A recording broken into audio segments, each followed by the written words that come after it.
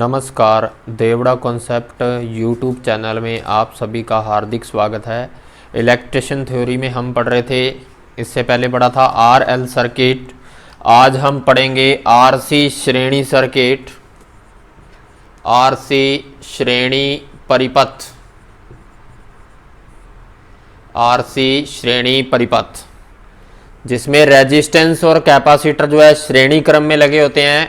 और आरसी श्रेणी परिपथ जो होता है इसमें जो है प्रतिरोध व संधारित्र श्रेणी क्रम में लगे होते हैं।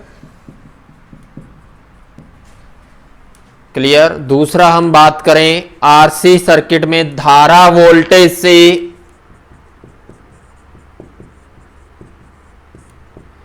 90 डिग्री से कम कोण पर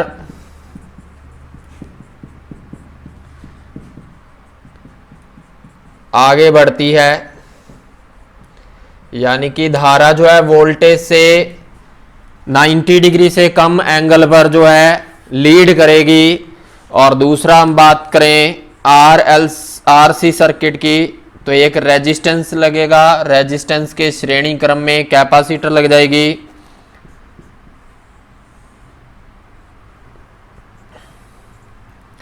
अब देखिए, वोल्टेज स्रोत से जब हम जोड़ देते हैं कैपेसिटर और रेजिस्टेंस को तो कुछ वोल्टेज ड्रॉप होगी रेजिस्टेंस पर। अगर हमने यहाँ पे वोल्ट मीटर लगाया है और यहाँ पे भी हम वोल्ट मीटर लगा दें तो ये वोल्ट मीटर बताएगा VR ड्रॉप को, रेजिस्टेंस पर होने वाली वोल्टेज ड्रॉप, और ये बताएगा VC यानी कि कैपेसिटर पर होने वाले वोल्टेज ड्रॉप को। क्लियर, ये ध्यान रखना है। और दूसरा जो है वोल्टेज धारा वोल्टेज से 90 डिग्री से कम कोण पर लीड करती है, यह धारा, और ये हो जाएगा VC की फॉर्म में, ये हो जाएगी वोल्टेज। वोल्टेज से धारा जो है कुछ थीटा एंगल जो है 90 डिग्री से कम कोण पर जो है लीड करेगी, ये ध्यान रखना है। और इनका जो है वेक्टर त्रिभुज डायग्राम बनाएं। त्रिभुज डायग्राम, इस वेक्टर को उठा के हम यहां पे लगा दें तो हमारे पास क्या बन जाएगा, त्रिभुज। ये हो गया VR cos थीटा, और ये हो जाएगा हमारे पास V, और ये हो जाएगा VC sin थीटा की फॉर्म में। ये हो गया वर्टिकल घटक, ये हो गया हमारे पास क्षैतिज घटक हॉरिजॉन्टल, और ये हो जाएगा वर्टिकल।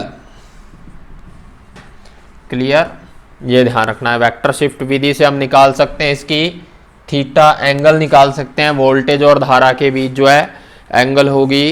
क्लियर, ये बात ध्यान रखनी है। आरसी सर्किट किसे कहते हैं, जिसमें रेजिस्टेंस और कैपेसिटर जो है श्रेणी क्रम में लगते हैं। कंडीशन सेम, रेजिस्टेंस में हमेशा इन फेज की कंडीशन होती है, ये बात हमने पढ़ी थी। रेजिस्टेंस में धारा और वोल्टेज क्या होते हैं, इन फेज। ठीक है। कैपेसिटर में हमने पढ़ा था प्योर कैपेसिटिव सर्किट के अंदर जो है धारा वोल्टेज से 90 डिग्री लीड करती है, लेकिन यहाँ रेजिस्टेंस के कारण जो है धारा वोल्टेज से कुछ डिग्री 90 डिग्री से कम एंगल पे आगे बढ़ेगी, ये बात ध्यान रखनी है। क्लियर, यहां तक समझ में आ गया भी सबको। अब देखिए, यहां पर जो रेजिस्टेंस से टोटल धारा जो है, रेजिस्टेंस पर VR जो वोल्टेज ड्रॉप हो रहा है, ये क्या हो जाएगा, रेजिस्टेंस से गुजरने वाली धारा और उसके प्रतिरोध के कारण जो वोल्टेज ड्रॉप हो रही है। यहां पर VC वोल्टेज ड्रॉप किस कारण से हो रहा है, कैपेसिटर से गुजरने वाली धारा और कैपेसिटर का जो है XC यानी कि धारकीय प्रतिघात के कारण जो है वोल्टेज ड्रॉप हो रही है। क्लियर, ये बातें हमने पढ़ी थी पीछे भाई। अब हम निकालें इसका आरसी सर्किट जो है, अगर हम बात करें V² बराबर VR² प्लस VC², तो हम टोटल वोल्टेज निकाल सकते हैं इससे। टोटल वोल्टेज हो जाएगी V बराबर VR² प्लस VC²। क्लियर, और दूसरा हम क्या लिख सकते हैं, इसको हम ये भी लिख सकते हैं वी स्क्वायर बराबर V R square plus V C की स्क्वायर, और हम ये वैल्यू रख दें वी आर और वी सी की, तो वी स्क्वायर बराबर हो जाएगा I square R square plus I square plus X C की स्क्वायर। क्लियर? तो हम यहां लिख सकते हैं वी स्क्वायर बटे आई स्क्वायर बराबर are square plus X C की स्क्वायर, और वी स्क्वायर हमने क्या लिखा था, जेड क्या होता है वी बटे आई, ये बात लिखी थी हमने। प्रतिबाधा जो होती है जेड वी बटे आई, तो हम वी बटे आई को हम लिख सकते हैं जेड स्क्वायर बराबर are square plus X C की स्क्वायर, तो जेड बराबर हो जाएगा are square plus X C की स्क्वायर, तो ये हो जाएगी आरसी सर्किट की प्रतिबाधा। आरसी सर्किट का कुल विरोध जो है प्रतिबाधा इंपीडेंस हो जाएगी। क्लियर? और इसका मात्रक हमेशा होता है ओम, ये बात हमें पता है। प्रतिबाधा जो होती है ओम में हो जाएगी। क्लियर? इससे आप निकाल सकते हो वोल्टेज ड्रॉप, निकाल सकते हो। पूछ सकता है रेजिस्टेंस पे वोल्टेज ड्रॉप कितना है, टोटल वोल्टेज जो है स्रोत वोल्टेज है ये हमारे पास माइनस वीसी का स्क्वायर, इससे हम निकाल सकते हैं। क्लियर? ये बात ध्यान रखनी है। ये हो गया हमारे पास प्रतिबाधा आ गई, तो हम निकाल सकते हैं उस परिपथ की धारा। तो धारा निकालने के लिए हमें क्या चाहिए, धारा क्या हो जाएगी I बराबर V बटे जेड, तो हम V निकालेंगे तो V क्या हो गया I इंटू जेड, या V लिख सकते हैं हम I root R square plus X C की स्क्वायर, ये भी लिख सकते हैं हम। इसको हम क्या लिख सकते हैं V बटे root R square plus X C की स्क्वायर, ये बात भी तो लिख सकते हैं। क्लियर? ये हो जाएगी हमारी धारा I बराबर V बटे जेड से वोल्टेज बटे प्रतिबाधा से हम क्या निकाल सकते हैं, इस परिपथ की जो है धारा निकाल सकते हैं। VC सर्किट में जो यहां पे धारा जारी है I। क्लियर? I बराबर V बटे जेड से हम निकाल सकते हैं, ये बात ध्यान रखनी है। क्लियर? सभी को समझ में आ गया भाई?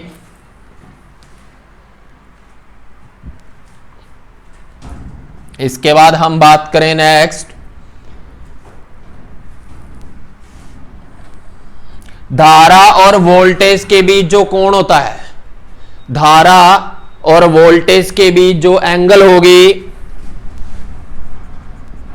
धारा व वोल्टेज के बीच एंगल, धारा और वोल्टेज के बीच एंगल तुम्हें बताया था, ये हो जाएगा हमारे पास आधार, लंब और कर्ण। ठीक है? तो हम लिख सकते हैं tan थीटा बराबर क्या होता है साइन थीटा बटे कॉस थीटा, साइन थीटा है VC बटे VR बराबर VC की वैल्यू क्या है हमारे पास IXC, IXC बटे रेजिस्टेंस की वैल्यू है IR, I से I कैंसल, XC बटे R, तो tan थीटा हमारे पास हो गया XC बाई R, तो थीटा हो जाएगा tan inverse XC by R। Clear? इससे हम निकाल सकते हैं tan थीटा की वैल्यू। क्लियर? इस बात का ध्यान रखना है।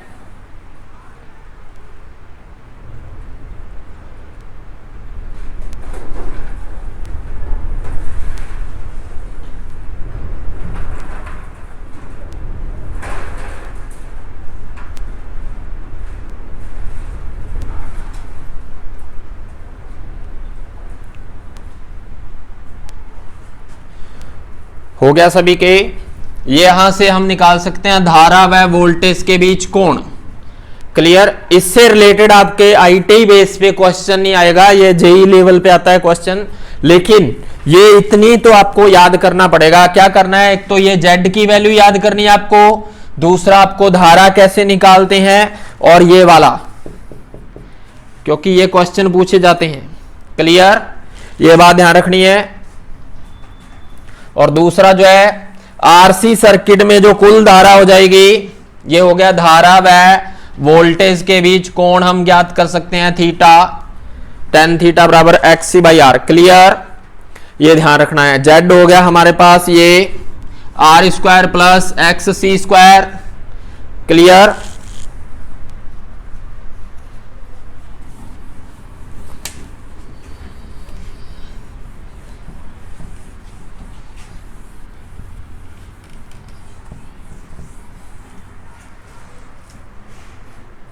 जेड हमारे पास आ गया R square plus X C की स्क्वायर।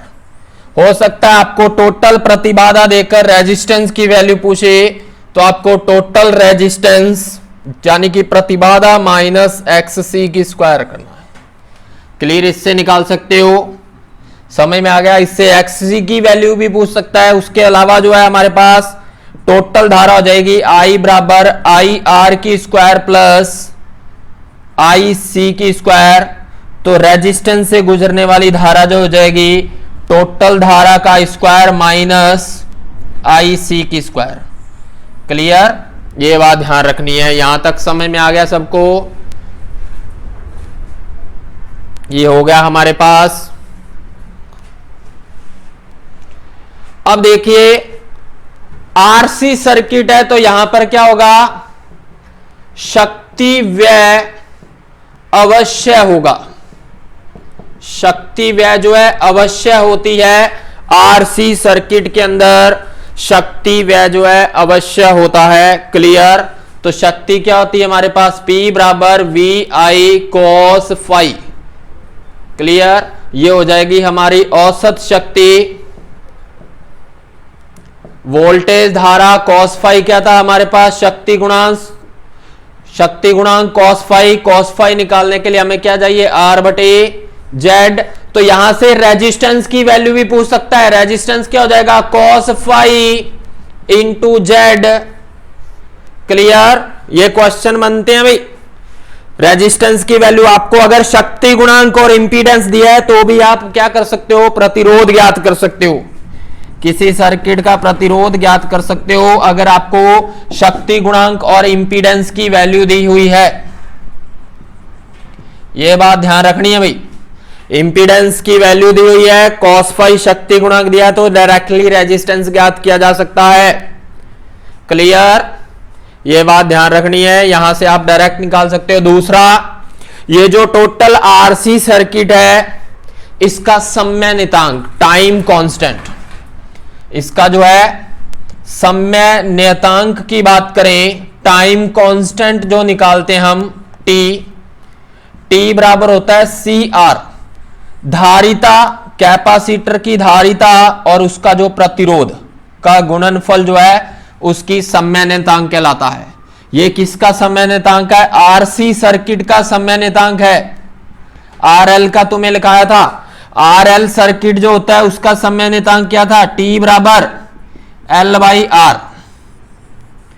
ठीक है ना, ये तुम्हें कल वाले वीडियो में लिखवाया हुआ है, ये ध्यान रखना है।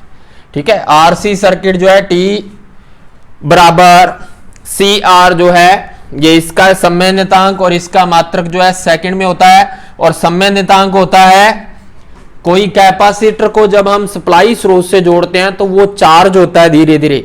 जब वो अपने मान का 63.3% मान प्राप्त कर लेता है, यानी कि किसी कैपेसिटर को शून्य से चार्ज होने में उसके टोटल वैल्यू का 63.3% मान प्राप्त करने में जो समय लगता है उसे उसकी समय नियतांक कहते हैं। क्लियर, यानी कि किसी कैपेसिटर को 0 से चार्ज होने में अपने टोटल टाइम का, फुल चार्ज होने का 63.3% मान प्राप्त करने में जो समय लगती है उसे समय नियतांक कहते हैं। हो सकता है किसी कैपेसिटर की धारिता रेजिस्टेंस दिया हो तो आप उससे समय नियतांक निकाल सकते हो। यहां तक क्लियर हो गया आरसी सर्किट से? क्लियर। अब हम बात करें, कुछ इंपॉर्टेंट तुम्हें और लिखवा दूं।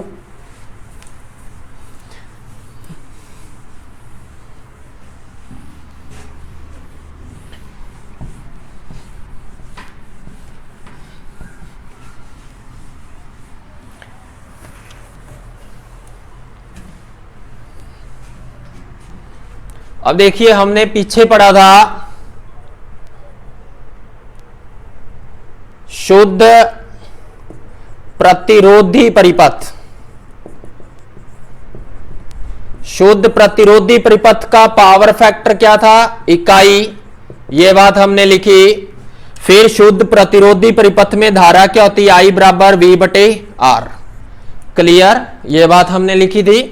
शक्ति निकाली हमने, P बराबर शुद्ध प्रतिरोधी परिपथ में P बराबर ई आई, P बराबर V square by R, P बराबर I square into R. Clear, ये बातें हमने लिखी। फिर हमने बात की, क्योंकि शुद्ध प्रतिरोधी परिपथ है तो शक्ति व्यय क्या होगा? अवश्य शक्ति व्यय तो अवश्य होगी, क्योंकि ये क्या है? एक शुद्ध प्रतिरोधी परिपथ, और प्रतिरोधी परिपथ विद्युत ऊर्जा का हीट लॉस करता है जिससे शक्ति व्यय होता है।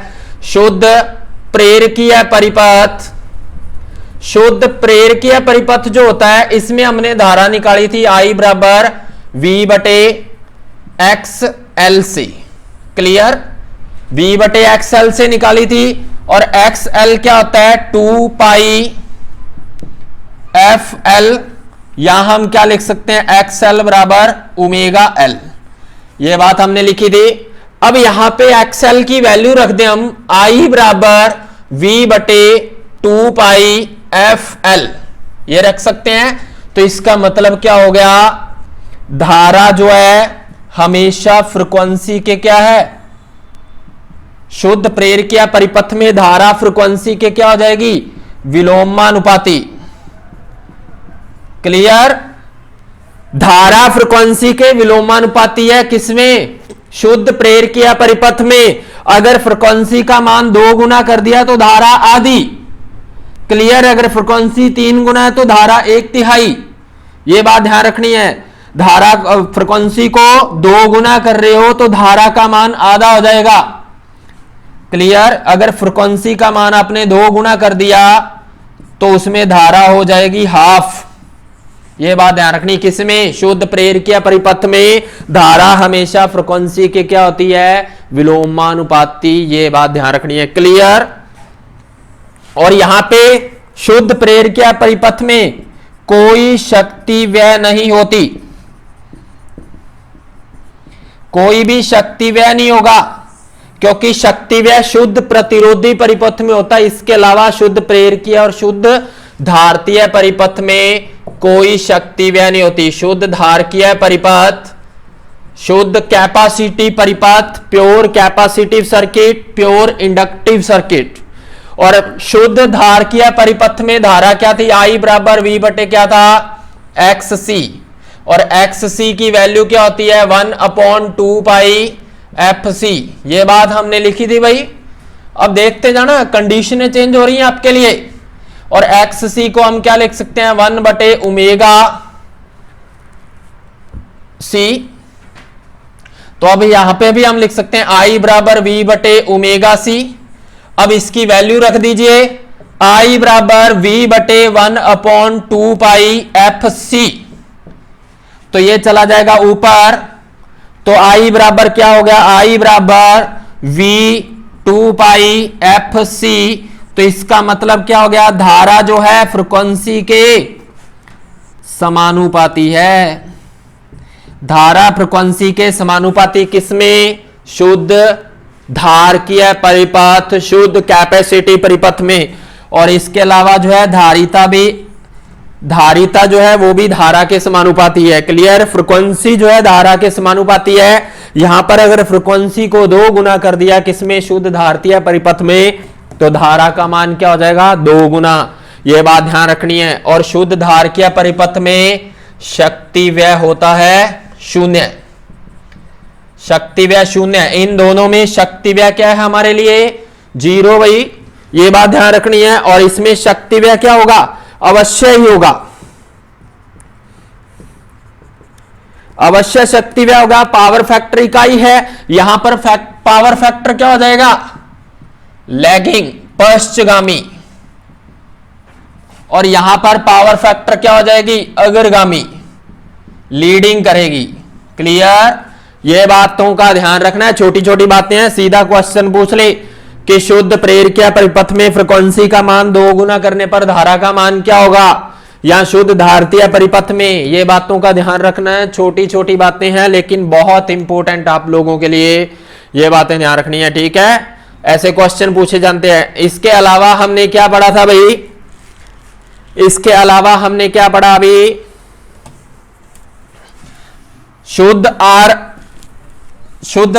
शुद्ध रेजिस्टेंस, शुद्ध प्रेरक और शुद्ध धारिता परिपथ के बाद हमने पढ़ा था आरएल सर्किट। आरएल सर्किट में धारा क्या होती है, I बराबर V बटे Z, और Z होता है प्रतिबाधा R स्क्वायर प्लस XL की स्क्वायर, ये हमने पढ़ी थी। और इसका जो कोस फाई हो जाएगा वो क्या था, R बटे Z। तो शक्ति व्यय क्या होगी, शक्ति व्यय तो अवश्य होगा, अवश्य शक्ति व्यय होगी। और शक्ति व्यय निकालने के लिए हमने क्या लगाया, P बराबर VI cos फाई, यही लगाया था, समझ में आ गई। RL सर्किट में Z हो जाएगा ये, क्लियर, ये बात ध्यान रखनी है। इसके अलावा RC सर्किट हमने पढ़ा तो उसमें भी शक्ति व्यय अवश्य होगा, क्लियर, ये बातों का ध्यान रखना है, ठीक है। धन्यवाद। हमारे चैनल को ज़्यादा से ज़्यादा सब्सक्राइब कीजिए, लाइक कीजिए और शेयर कीजिए। बेल आइकन को जरूर दबाएं जिससे आपको नए वीडियो का नोटिफिकेशन मिल सके। और जो पहले वीडियो बने हुए हैं उसका लिंक नीचे डिस्क्रिप्शन बॉक्स में दिया गया है, उन्हें जरूर देखें। धन्यवाद।